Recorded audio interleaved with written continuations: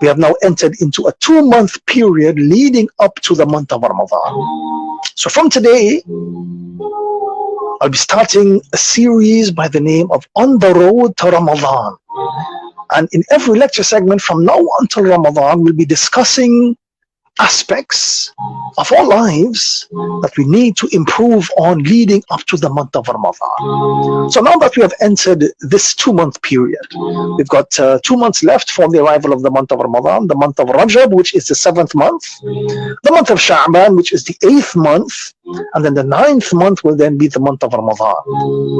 So these 2 months leading up to the month of Ramadan, quite simply, it is our time to prepare for the arrival of the month of Ramadan. And in life, the success of any events, the success of any project is heavily dependent on the preparation that is made.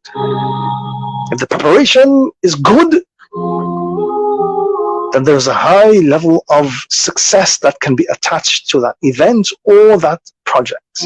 If on the other hand, the preparation was not good, the preparation was lacking, then there is a high possibility that that particular event or that particular project will be a failure.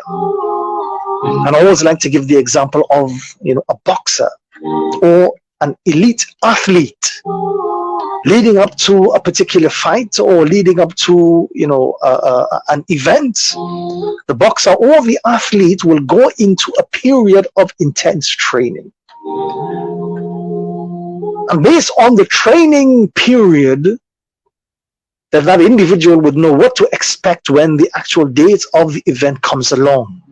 So if it's a boxer, if he has trained well, if he has put himself through his paces leading up to that particular fight, when he enters the ring, he can expect to perform well, and there is a high possibility that he may win that fight as well. So let us understand that we are in a battle with ourselves. We are in a battle with our egos. And above all, we are in a battle with the devil himself. And if we can prepare ourselves from now, begin to train ourselves from now, leading up to the month of Ramadan, in the month of Ramadan, we can make maximum benefits of the time that has been given to us within the constraints of the month of Ramadan. That is something which is extremely important for us to understand. Many times what happens is that we are totally unprepared for the month of Ramadan. The month of Ramadan hits the system like a shock.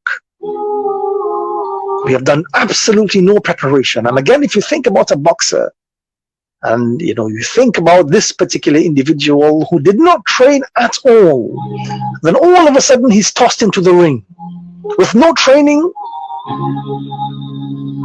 no period of intense training to assist him. When he enters the ring, he is at an absolute loss. He doesn't know what to do. And of course, when the punches start raining down on him, within the first few seconds, he is knocked flat to the turf. And unfortunately, this is what happens to us when the month of Ramadan comes around as well. We do no preparation. We throw all caution to the wind leading up to the month of Ramadan. And then when all of a sudden the month of Ramadan hits the system like a shock, when the punches start coming, the punches of our ego start calling out to us. The punches of the shaitan, the devil, starts calling out to us. Just like the boxer who was unprepared, when he gets knocked to the turf, we also become knocked to the turf. And in the month of Ramadan, we cannot even function properly. It takes us 2 to 3 weeks to find our bearings in the month of Ramadan. By the time we come around to fasting in the month of Ramadan, by the time we come around to finding our bearings, the month of Ramadan is coming very close to an end.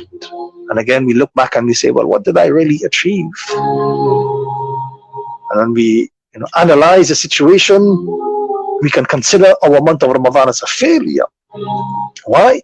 Simply because we did not prepare for the month of Ramadan. And in our fast-paced and unpredictable world, preparedness is a key factor in achieving success and overcoming challenges in any aspect of our lives, whether it is personal, whether it is our academic pursuits, our professional endeavors, or our spiritual endeavors as well. We must be prepared. We must have a plan, and from now, begin to put that plan in motion. Some of the scholars have mentioned that the month of Rajab, the month that we are in currently, this is the time to sow your seeds. The month of Sha'ban, which is next month, that is the time to water your seeds.